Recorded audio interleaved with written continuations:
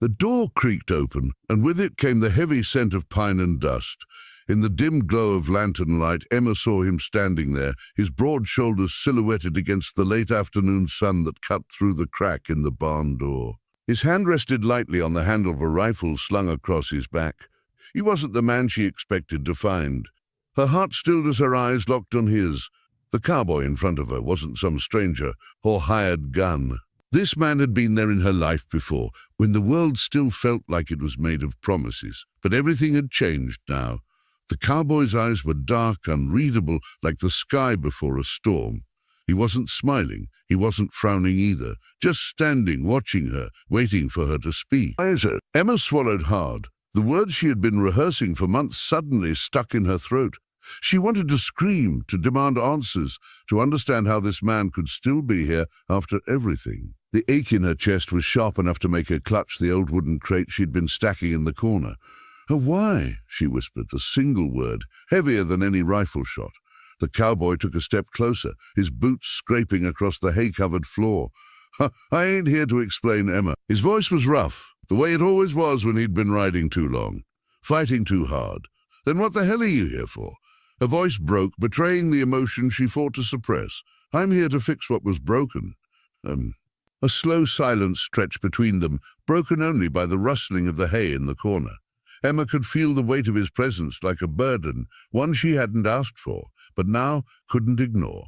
He took another step forward, and despite the rage boiling in her veins, she stood her ground. She was no longer the young woman who once had dreams of wide-open skies and a man's promises. She was someone else now, someone hardened by loss and by the years that had passed since he had walked away from her. "I'm going to give you something, Emma," he said, his tone low but firm. "It's something that might make everything right again." She stared at him, confused and suspicious, unable to trust the words that had once held her heart captive. The air between them crackled, thick with unspoken history, and then she heard it, the sound of hoofbeats, heavy and close. Emma turned sharply, eyes narrowing. She wasn't alone in this barn, after all. The cowboy's hand tightened around the rifle strap, and his voice dropped to a whisper. "I don't trust them, not yet." A rider was coming. The barn door swung open wider, the sunlight casting an elongated shadow across the floor. Emma's heart pounded as the rider approached, his face hidden beneath the wide brim of his hat. Who was he, and why was he coming for them? Her breath caught in her throat as she waited for the stranger to speak. The rider dismounted with a fluid motion, boots hitting the dirt with a soft thud. He stood tall, cloaked in a dust-covered duster that seemed to hang off him like a shadow. The soft jingle of his spurs was the only sound that filled the air as he walked toward them, his eyes scanning the barn's dim interior. Emma's hand tightened around the crate she still held. The cowboy's eyes flicked to her, his jaw tightened. He'd seen something in the stranger's posture, something that sent an unspoken warning through the air. "Is this the one?" the rider asked, his voice rough, like the sound of gravel scraping underfoot. The cowboy didn't answer immediately. Instead, he stepped in front of Emma, blocking her view of the man. "You ought to leave, Marshal. This ain't your business." The man in the dust-covered coat chuckled darkly. "You know better than that. This is very much my business, and it's your mistake that brought me." Emma's heart pounded, and a chill ran through her. Marshal, was this man the law?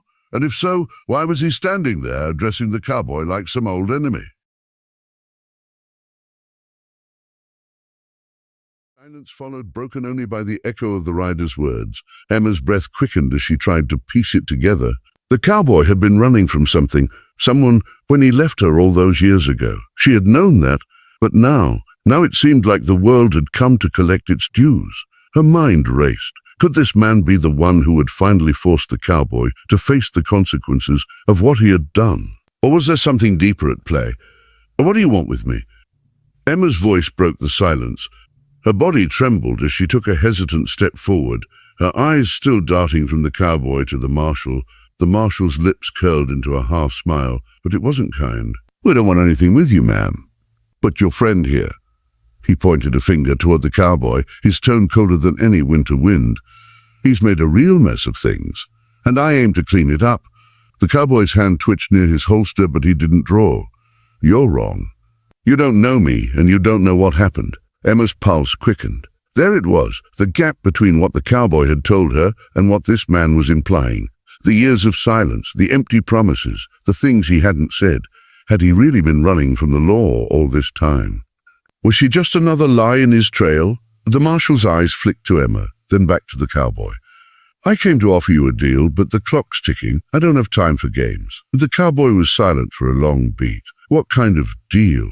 What kind of deal? Emma's mind screamed at her to stop this conversation, to turn away before it all came crashing down. But she couldn't look away. Not now. Not when the truth, or the beginning of it, was finally in front of her. The marshal took a slow step forward, his voice soft but final. The deal's simple. You come with me and I'll let the past stay buried. But if you fight me, well, we both know that won't end well. Emma's heart thudded in her chest. The tension between the two men hung thick in the air. The cowboy was staring at the marshal like a man with no options left. But his face was hard, too hard.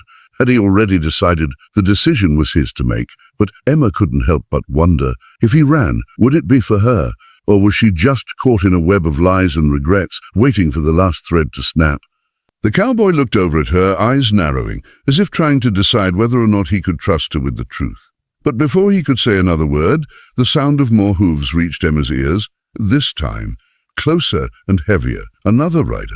Her heart skipped. The marshal's gaze snapped to the barn doors, his hand inching closer to his gun. Damn it, we've got company. The cowboy's lips barely moved. Get ready. The hooves pounded louder, a rhythmic cadence that vibrated through the floorboards of the barn. Emma's breath caught in her throat, and instinctively she took a step back, her eyes flicking to the cowboy for any hint of what to do next. His gaze was fixed on the barn door, unwavering, the tension in his posture growing like a taut string about to snap. The marshal, his fingers twitching near the handle of his revolver, seemed to sense the same thing. He didn't turn to look at her. His focus was entirely on the approaching riders. His lips barely parted as he spoke, his voice low, almost to himself. Oh, we're outnumbered. The barn door creaked, and the shadow of a rider stretched across the floor like a dark omen. It was too late to run. There was nowhere to go. Emma's pulse throbbed in her temples. She didn't know who was coming. She didn't know whether they were enemies or allies, but something in the air, the heaviness of it, told her that the balance was shifting. There was no simple solution now. Thought you could escape what's coming. Thought you could bury it in the dirt and forget. Ain't no place left for you to hide. Emma's stomach twisted, the bile of fear rising in her throat. She didn't understand everything that was happening, but she understood one thing. Garrett's past wasn't something that could be left in the dust. It was following him, step by painful step.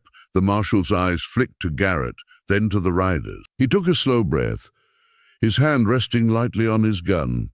You know how this goes, Garrett. You walk with me and you leave all this behind. But if you pull that damn piece of yours, it'll be more than just a fight. You'll make enemies of everyone within 100 miles. Garrett's hand twitched, but he didn't reach for his weapon. Instead, he took a step forward, his voice a low growl. I ain't going anywhere with you. The air grew thick with the promise of violence. Emma could feel it, like the weight of an old storm settling in the distance. The horses stamped their hooves impatiently, the tension humming between them like a live wire. A haze looked like he was about to explode, but the older rider, who Emma now recognized as the one who had spoken first, held a hand up, stopping him. We're not here to start a fight, the older man said. But we're not leaving until we have Garrett, and you, Marshal, are in the way. Emma's breath hitched. Was this what it had all come to? A standoff in her barn? A fight over a man who'd once promised her the world but left her with nothing but heartbreak? Garrett's eyes met hers, and for the first time since he'd walked into the barn, she saw a flicker of something there, something that wasn't anger or regret, but raw, unspoken pain. Before she could move, Hayes stepped forward, his hand brushing against his holster. The moment his fingers touched the grip of his gun, Emma felt the temperature drop. A cold reality was closing in fast. Garrett's voice cut through the silence, sharp as a whip. If it's a fight you want, it's a fight you'll get. But I'm not going down easy. The air seemed to hold its breath as the barn door creaked again, this time from outside. More riders were coming, and whatever was left of Garrett's past was about to catch up with him. Emma's chest tightened. She could feel it. The point of no return was just ahead. Would Garrett finally face his demons, or would they all be swallowed by the dust and shadows of the Wild West? The tension in the barn was unbearable. Emma could feel her chest rising and falling rapidly, each breath shallow, quick, as if the very air itself was pressing in on her. The men stood in a deadly circle like wolves closing in on a lone calf. The horses shuffled nervously, their hooves striking the floor, but the riders, Garrett, the Marshal Hayes, and the older man, were all locked in a frozen stare-down. Then in the midst of that suffocating silence, something shifted. Garrett's eyes moved from Hayes and the Marshal to Emma. It was as though for a moment the world outside the barn ceased to exist, and all that mattered was her. His gaze softened, just barely, but enough for Emma to feel a flicker of the man she once knew, the man who had held her hand and whispered promises under the star-filled sky. Emma felt her knees tremble, but she didn't look away. She couldn't. "I'm sorry," Garrett said, the words scraping out of his throat like they had been buried for too long. The voice was not the same man who had left her. This man sounded broken. "I never meant for you to be caught up in this. I never meant—" He stopped, cutting himself off. She wanted to scream at him, to demand the answers he had withheld for so many years, but in that moment, something deep inside her softened. The cold anger that had hardened her heart over the years began to crack. Was it pity, regret, or just the unbearable weight of old wounds finally reopening? Hayes, the younger rider, snorted, clearly impatient. "We don't have time for this. Let's finish what we came for." But the older rider, the one who had spoken earlier, raised a hand. He had been watching the exchange between Garrett and Emma with a careful, calculating eye. Now he took a step forward, closer to Garrett, his voice low and steady, though a hint of weariness lingered in his words. Garrett, you know what has to be done. You've been running for too long, running from yourself. From us." Emma's heart clenched. She knew that voice. The man had the quiet authority of someone who had seen too much, someone who had given everything for the cause, and then lost it all. His words held weight, as if each one was a nail driven into Garrett's soul. But Garrett's eyes never wavered from Emma's. It was as if in that moment she was the only thing tethering him to the man he had been before. Before the law, before betrayal, before the world became a place of shadows and regret.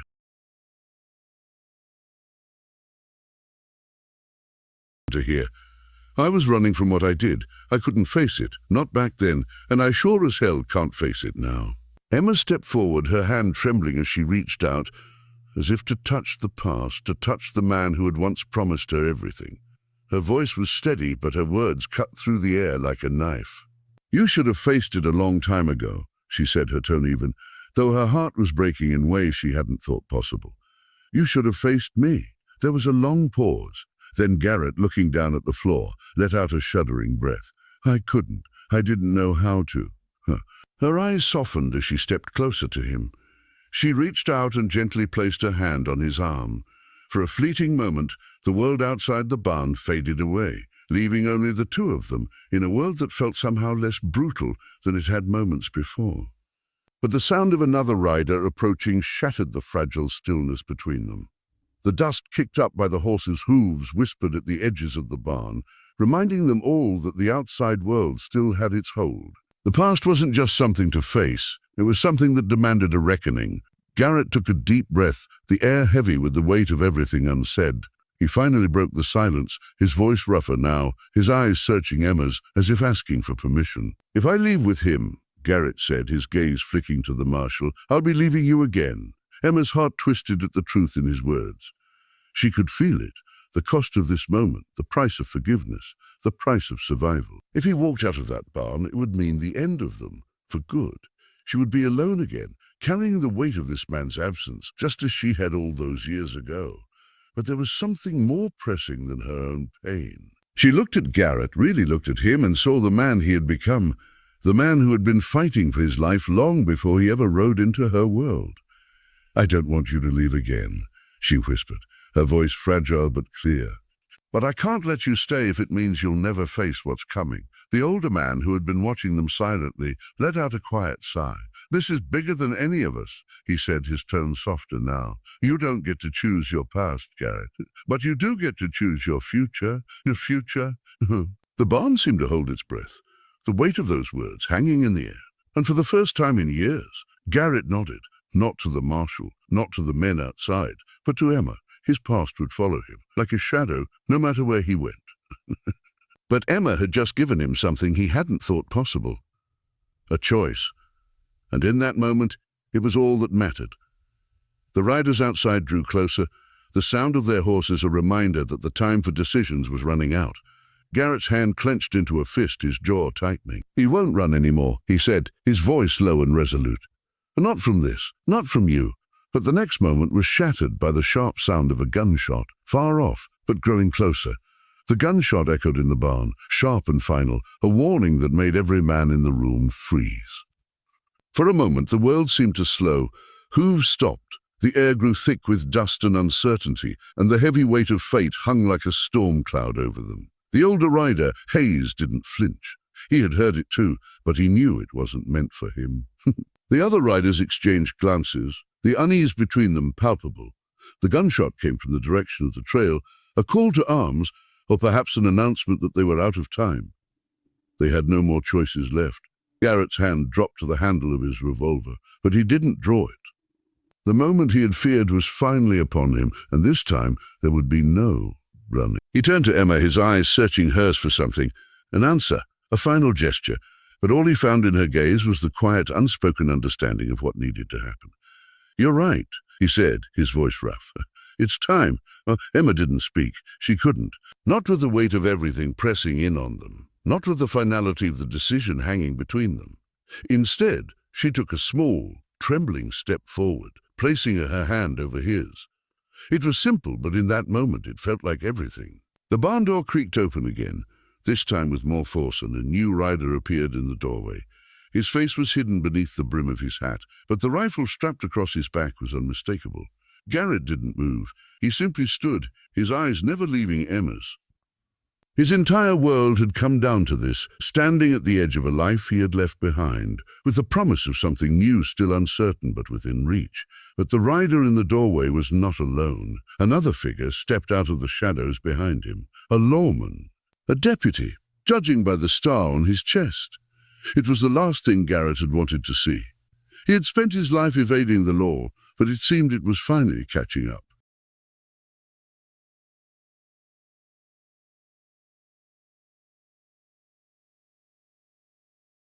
The marshal, sensing the shift, stood straighter, his hand resting lightly on his revolver. "Oh, we're not here for a shootout," he said, his voice calm, but every word carried the weight of inevitability. "We're here to make sure Garrett faces what he's done. The rest is up to him." Emma's eyes flicked between the lawman and Garrett, the unspoken truth finally dawning on her. This wasn't just a standoff between men, it was the final reckoning. A cold wind swept through the open door, stirring the hay on the floor and carrying the distant scent of rain. In that moment, everything seemed suspended, time itself hanging by a thread. And then Garrett, with his usual quiet determination, made his choice. "I'm coming," he said, his voice steady, no trace of fear left in him. "Let's end this." The older man nodded, giving a small but approving glance to the marshal. "We'll go with you, Garrett." Emma watched him go, her heart torn between the relief of knowing he was finally facing what was due, and the deep sorrow of watching him walk away again. As Garrett passed through the door, the riders fell in line behind him. Hayes gave Emma one last, lingering look before turning to follow.